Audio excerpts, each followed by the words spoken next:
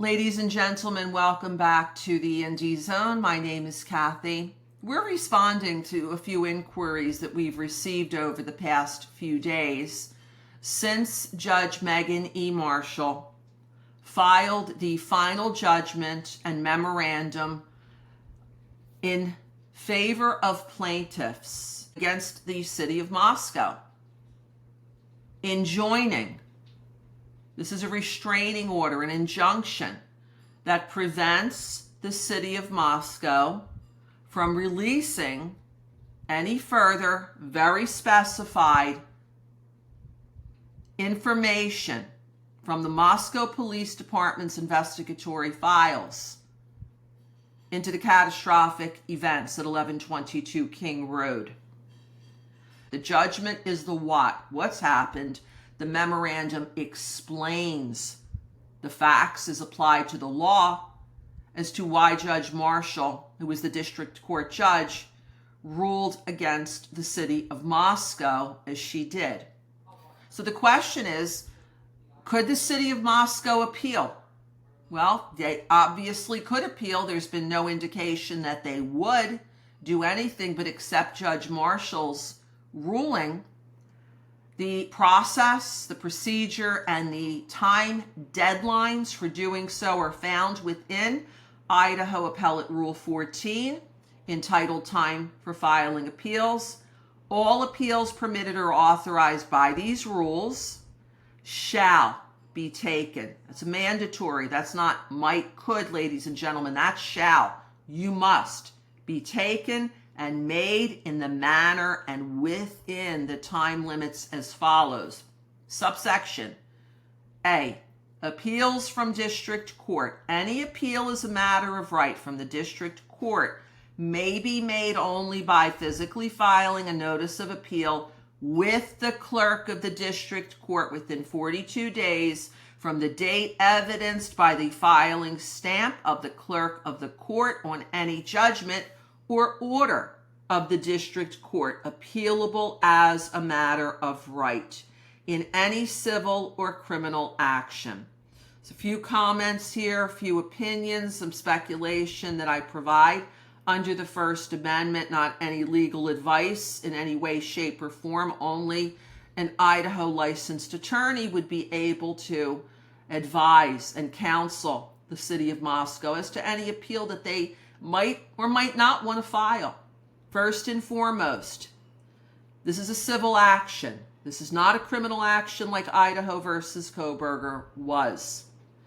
2, the rule says that the appeal is initiated with the clerk of the district court within 42 days from the date evidenced by the filing stamp of the clerk of the court on any judgment or order of the district court, appealable as a matter of right. 42 days starts running from the time-stamped date of the clerk of the court, and that's always appearing, as we have stated in prior episodes of the Indie Zone. Upper right-hand corner of the document, page 1, will show the date-stamped time of filing for this judgment. That's where the clock starts ticking. From that date, October 1st, 2025 on forward, 42 days expires. If you do not see a notice of appeal in the district court case that was opened within 42 days, that's a good indication that the city will not appeal this judgment, because the notice of appeal is not filed in the appellate court. It's not filed with the Supreme Court. It is filed with the district court. Now, what types of things might a party appeal?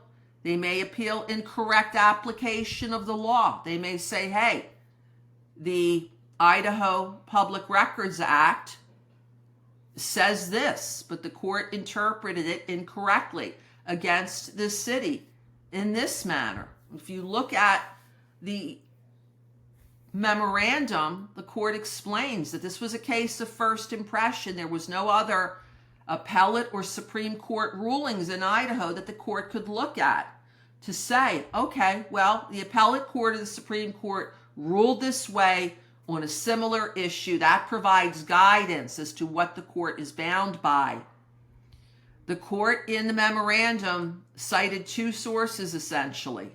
One was a district court in Ada County. A district court is not binding on another district court. And the court referenced that. And also, because there wasn't any appellate or Supreme Court cases on point, what the court did, this is in Latah County, Judge Marshall, she had to go and look at Supreme Court of the United States cases, which the court found had similar language in interpreting what the Supreme Court did, which was the federal statute, the FOIA. This case wasn't brought under the FOIA by the plaintiffs. It was brought under the state statute. That might be something that could potentially, possibly speculating here, be argued, and an incorrect result then came forward afterwards. It might argue that the public's right to know in this highly sealed case as to how the investigation occurred really is what should have been the final decision made on. Again, complete speculation. There's been no indication that the city would appeal. But in speculating, why might they appeal? Well, it's because this ruling has basically said, in so many words, you don't know what you're doing with respect to public records requests. And just imagine how many public records requests the city of Moscow receives. The court in the case that Judge Marshall ruled upon had stated that there were well over 1,000 public records requests made for records from the Idaho versus Kohberger investigatory file from the Moscow Police Department. This unfavorable ruling basically says, in so many words, you violated the Idaho Public Records Act. That might open up the floodgates for all sorts of accusations, for potentially other lawsuits, citing that the court found there was a violation of the Idaho Public Records Act in this high-profile case. That, again, speculating might be a reason for any defendant who's on the losing side of a case like this to appeal. Again, there's no indication showing that they will appeal, but answering the question, yes, they can. And the rule to do so is Rule 14. That gives the process, the procedure, and the deadline. We'll continue to monitor this situation to see if any notices of appeal are filed. And if they are, we will, of course, update you. If you have any thoughts, any comments, any opinions, please leave them here. Until next time, this is Kathy. Thank you very much for joining us here today.